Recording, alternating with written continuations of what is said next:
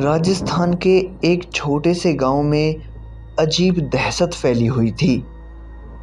हर महीने की अमावस की रात किसी न किसी घर से एक बच्चा गायब हो जाता था। लोग कहते थे कि यह काम किसी गुफा के राक्षस का है। गांव के बाहर एक काली पहाड़ी थी।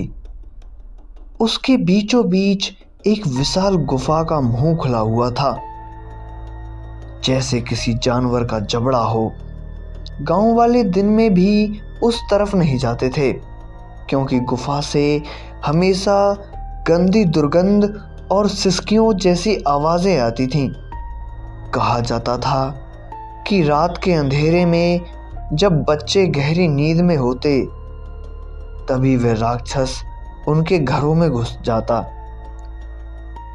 उसकी आंखें अंगारों की तरह जलती थीं और उसका मुंह इतना बड़ा था कि पूरा बच्चा उसमें समा जाए। एक रात जब पूरा गांव सो रहा था, राक्षस ने फिर दस्तक दी। उसने एक झोंपड़ी की खिड़की से हाथ अंदर डाला। उसका हाथ इतना ठंडा था कि सोते हुए बच्चे की सांसें जम गईं। उसने बच्चे को चुपचाप खींच लिया और काले अंधेरे में जाकर कहीं गुम हो गया। गुफा के अंदर का नजारा और भी डरावना था। वहां जगह जगह छोटे छोटे खिलौने बिखरे पड़े थे, जैसे बच्चों ने आखिरी बार उनसे खेला हो। दीवारों पर खून के निशान फैले हुए थे।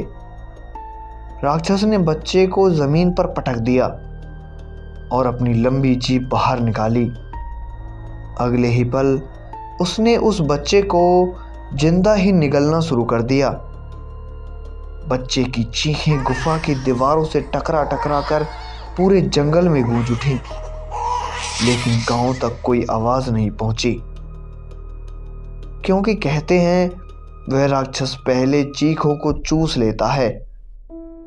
धीरे धीरे गांव से एक एक कर कई बच्चे गायब होते गए।